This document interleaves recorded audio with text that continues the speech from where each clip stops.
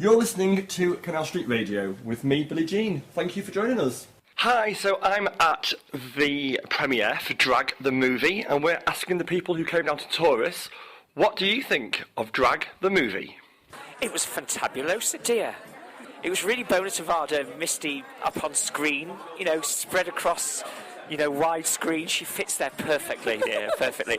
It was gritty, it was funny and very, very moving, so I really do hope that she gets to enlarge it. Personally, I thought it was really, really real to actually what goes on in society in today. I thought it was very deep, stroke mixed with balance of comedy, which I thought was really, really important. I think there's definitely scope to move it forward. And I just hope they get the funding to be able to show us another 40, 50 minutes of what they can produce. I really liked Drag the Movie. I liked the cinematography of it, although I think in some places they needed a bit more light. I like the relationship between the main character Misty and the barmaid. I thought that it brought out a softer side and a more real side of Misty. I loved the scene at the end where she attacked him. I thought it was quite realistic, although I think it wasn't supposed to be realistic. I felt it moved me inside. I just really enjoyed it. I thoroughly enjoyed it. I thought that the cinematography was lovely, and the juxtaposition between the soundtrack and the visuals on screen was really good. It was actually really nice to see a piece of film work that was done on a small budget and with a small cast. It's actually quite inspiring, so I really enjoyed it. I absolutely loved it. I was hooked within the first 2 minutes. And I noticed that when I walked in, there was a man behind me, an older gentleman, and when I watched the film, he was the baddie killer, and I literally went, oh, and looked round where he was stood. But no, it was absolutely amazing. I absolutely loved it. Brilliant, brilliant. I thought it was absolutely fantastic. I love the fact that it's also mixing in the fact bits about the army, because of course recently in 2000 it was changed the law that basically gays can go in the army. So of course that's quite fantastic that they're actually breaching on that, and also the fact to see that drag queens can stick up for ourselves. There's a myth out there that drag queens can't stick up for themselves, so I'm quite pleased that they portrayed that. It was 23 minutes, it was very quick, but it was also very moving. The director/producer said to us that he wanted to make it into a 2-hour movie, and if I'm very honest, I would like to see that 2-hour movie. It was fantastic, it surprised me very much. Gets made into a 2-hour movie, then I will be the first person to queue up to go and see it. Today, we are chatting with James from Drag the Movie. So it's your big night, it's the premiere of Drag the Movie. Yes. Tell us all about it. Basically, this film is probably one of the weirdest things that I've ever done. Now, I come from a background of doing either big action movies or sci-fi epics and that kind of idea. And me and Misty are part of the same Star Trek ship, right, which is far sadder than it sounds. And we were involved in Trekology last year, and she did a performance, and I was watching Misty, and for some reason, because my mind is weird, I thought, drag queen superhero. Right, yeah. Because initially the concept was going to be, leotard, cape, the whole shebang. And because, as I'm quite faithfully told, my ability to write comedy is pretty poor, and I tell stories about characters and whatnot, it developed into this idea of trying to build a positive, emotionally and physically strong character for the LGBT community to kind of look at and go, we were expecting this, but this was really surprising. When we do the feature film version, especially this kind of hybrid between Born Ultimatum and Murder, She Wrote. We're going to have this... That totally threw me there. I was thinking, you just hear that right? Yeah. It's going to be, what we want to do with it later on, because this short version is to try and raise funds for a feature film, is we want to have this character where people come to this character and ask this character for help, to solve a mystery or something along those lines, but there's also this subcontext of a serial killer who's killing off drag queens. And what we kind of find out is that it's actually the target is Misty, because of her past in the army, and her boyfriend who unfortunately commits suicide due to the bullying that they both receive in the army. Right. And so I wanted to tell this story that from the outside looking in, kind of looked at some of the issues within the LGBT community, everything from, the experience of coming out and realising that that's who you are. I wanted Misty to, at no point in our film or in the timeline of our film go, I'm not sure about who I am. She's absolutely got to be sure about that. Yes, we go over her past a little bit and talk about that rocky moment. And also, you know, kind of homophobia, and for me, the definition of homophobia, and it creates an interesting discussion for a lot of people. People who say homophobic insults because they are ignorant, is, for me, that's ignorance, and that's, you know, those people shouldn't even be given the light of day. But our main villain is afraid of what, you know, his son coming out means for his idea of the future of his family. You know, and then when that son is taken away, how he reacts and blames Misty for it. As well, I wanted to surprise an audience with what this drag queen character can do. Especially in terms of the two major fight sequences that take place. Yeah, I saw the pictures and stuff. I mean, Misty was great. I mean, the first day that we shot, we were in a asbestos-filled garage, health and safety, and she was kneeling down on concrete for 4.5 hours, bound with very uncomfortable washing line around her wrists. She's used to it, don't worry. Yeah, I said this. And then to top that, somebody who, you know, who's never done martial arts in their life, I had to teach and choreograph this fight sequence. And it was no complaints, it was just boom, boom, boom, she got it done. And we shot the fight sequence in half an hour. Choreographed and shot in half an hour. And I've worked with professional stuntmen who can take a day to come up with, to learn and complete a fight sequence like the one that we did. You know, we made the film because we wanted to see if this concept would work. We didn't know that we were going to premiere it. We didn't know it was going to go anywhere. We literally just went, we've got £4. Literally, that's the major part of the film costs £4 to make.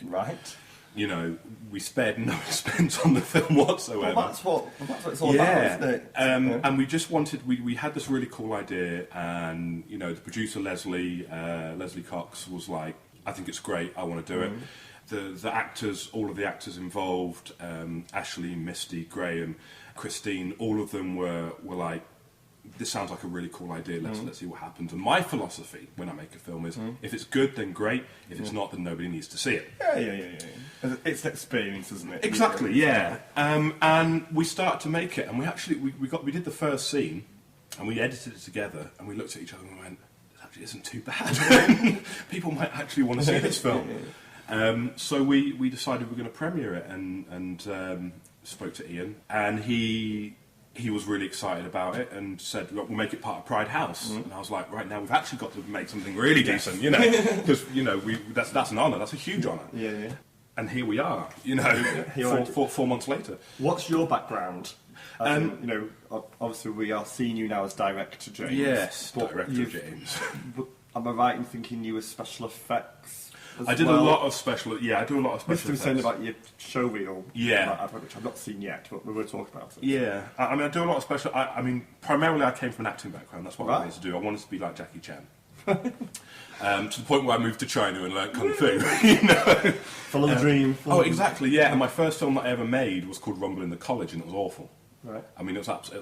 But you said that you made it. I made the film, yeah. Because it was one of those. I mean, I grew up in Wythenshawe, very, very poor background. You know, I borrowed a camera off of somebody who knew somebody who had a camera, who let us borrow the camera, and I used the college editing system, which was a terrible, terrible machine. I think I spent about 5 weeks just in front of this thing, poring over my footage, trying to make this film, thinking I was a genius. There's all stuff like that, though. Oh, it's great.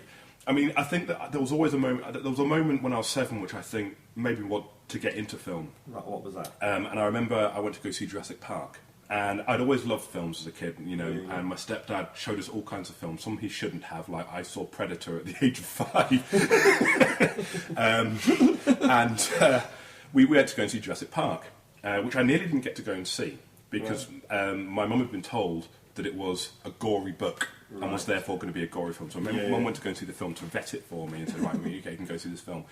And I knew that films were made. You know, I always knew when I watched Jason and the Argonauts that these were plasticine models being moved. And I went to go see Jurassic Park at 7 years old, and I couldn't believe what I was seeing. You know, these dinosaurs were real; they were there. I couldn't see the seams between the two.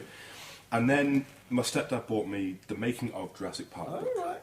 And I looked at this book, and the first thing that I thought when I was reading this book was somebody's making this stuff.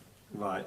Like that hadn't occurred to me that there was a group of people actually doing this. Right. If that makes sense. And that, that kind of planted the seed that I'd love to tell kind of stories. I started writing from a very young age. I was lucky enough to do a TV show when I was in year 8. Okay.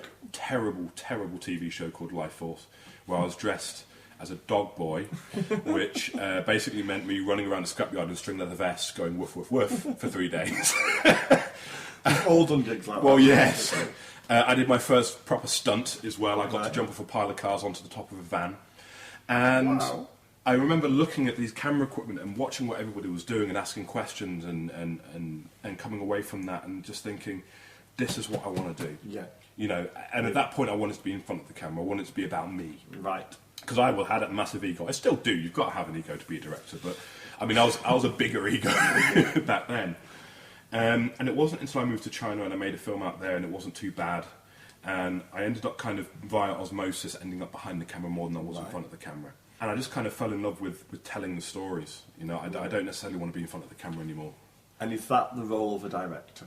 The role is he the storyteller, as in how it's shot, how it's yeah, made? very much so. The director makes sure that all elements of the film, from the costume to the acting to the camera work, is all congruent with the story that he wants to tell. Right. Everything from, you know, you'll have a lighting director, but it will be the director that goes, this is what I want to see, this is what I want it to be, and then makes those final decisions over what it looks like. And I suppose every film would end up differently depending on the director. Absolutely it would. I mean, originally Darren Aronofsky was supposed to direct the new Wolverine film. Right. What a different film that would have been. Right, yeah. You know, but where it kind of differs and where my visual effects background kind of comes in as well, is that without, and I hate saying this, but unfortunately at the moment it's kind of true, in the circles that I've been around at the moment, there hasn't been anybody with the skill level that I've required for the kind of stories that I want to tell. Right. I find a lot of filmmakers in the same position that I am with low budget films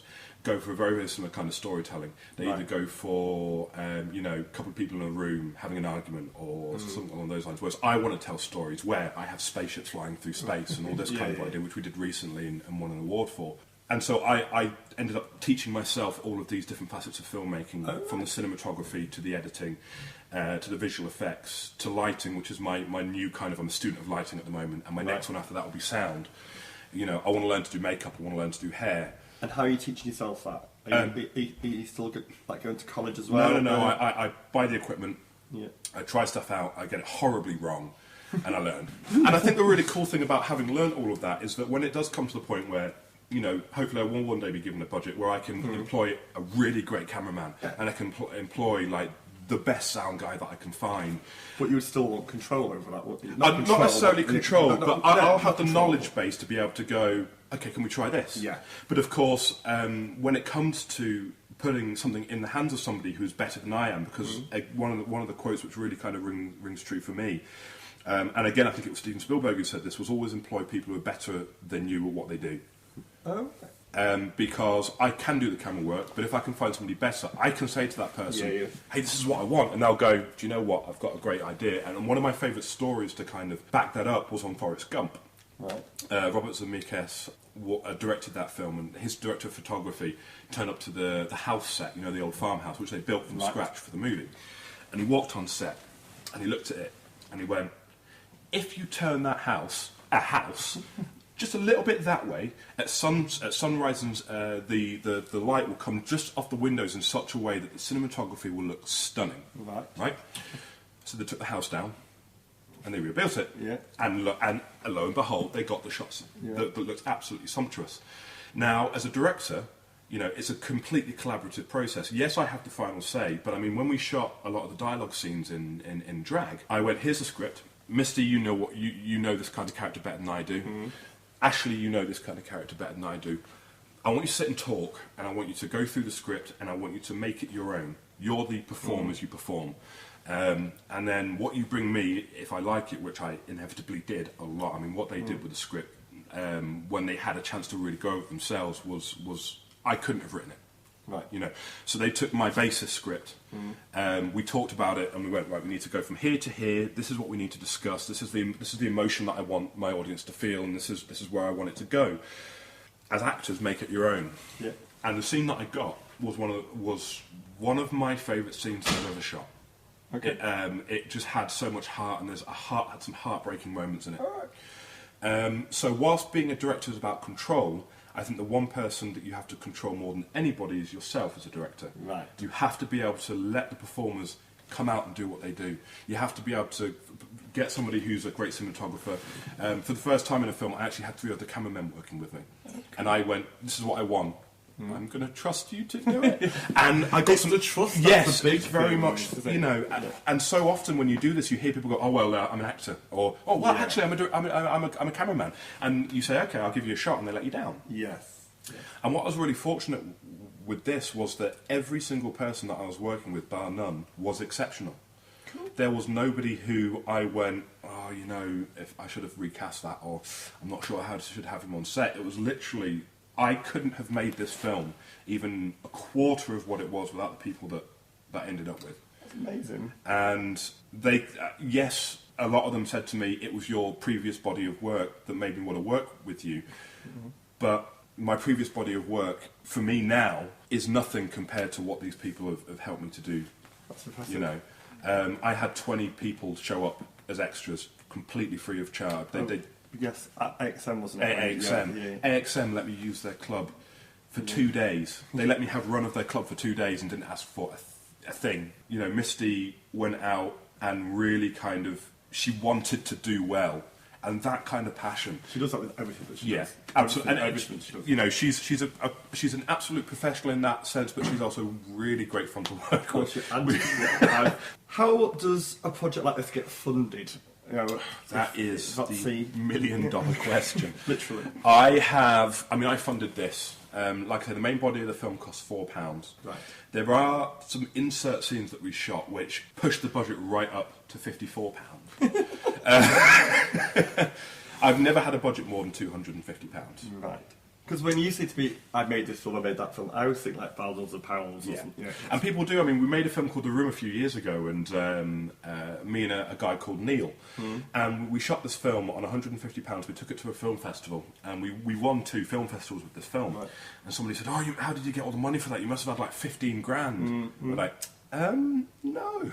But I'm a big advocate. You know, I believe that anybody, if they want to make a film, I've seen some stunning films made on mobile phones. Oh, I've seen. Yeah, like Vines and stuff like that. And not even just that. I've seen full-on, beautifully shot films shot on mobile phones. Part of the Avengers, there's maybe 2 or 3 shots in the Avengers, kind of the candid camera shots, where they've got kind of newsreels going on. Right. Were shot on on iPhones, and they look fantastic up on the big screen. Yeah. You know, it's about the story that you want to tell. It's about having the confidence to go, I'm probably going to get this wrong at some point.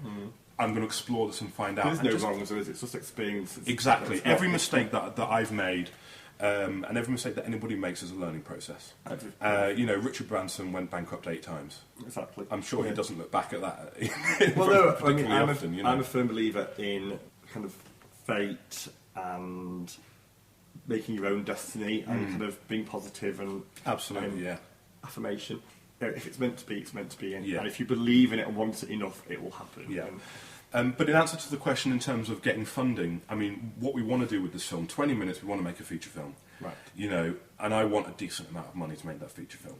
And for now it's about trying to find people who look at the product that I've made, who believe in the product, who believe in the film and the story, and believe in me as a director and my team, and are willing to take that financial risk and go, I want to back you. And even if, you know, they want something in return, for example, if it's, you know, I run a bar, could you put my bar's name at the beginning of the film? Yeah. And I'd go, well, yeah, and if you want, you know, we can shoot in the bar and we can have, you know, your name plastered all over it. I will shout that loud and proud from the rooftops.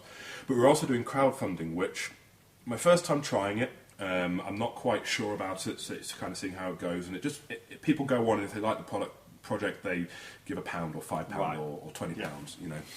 But for me, I'd like to be able to go to people, have them see this and go, I believe in this product. I believe in what you're trying to do. I would like to be a part of that, you know, have some money, you know. Here's some money. Yeah, and it's a really hard ask. Of course, it's a hard ask because, and this is the thing that's really frustrating. The arts, such as film, is getting such a hard time of it. You know, the funding to the arts is being cut all the time. Lots of very talented people aren't getting the breaks that they need as a result. When the last time that I did my research on it, you know, I found that the arts, including radio, film, graphic design, web design, brings in 8% of the GDP of this country. The financial sector, banks, accountancy, brings in 2%. So you've got this huge industry. I mean, if you think about the amount of things that art, and not just film, is being used for. So if you look at the financial sector, for example, you've got banks. Well, who do you think is designing their posters? Who do you think is designing their logos? Who do you think is making their adverts? So actually, these other really important sectors, like banking, for example, are overshadowing the arts, which is being used all the time to bring out these other industries. Actually, the industry with the most growth at the moment is gaming. Britain has a brilliant gaming culture in terms of making and playing. So it's about finding other people who believe that and want to go, I like this artwork that you're making, I like this film that you're making. Please make more. But I want if drag is successful, I want people to go, you made a great film. I want to invest in your great film.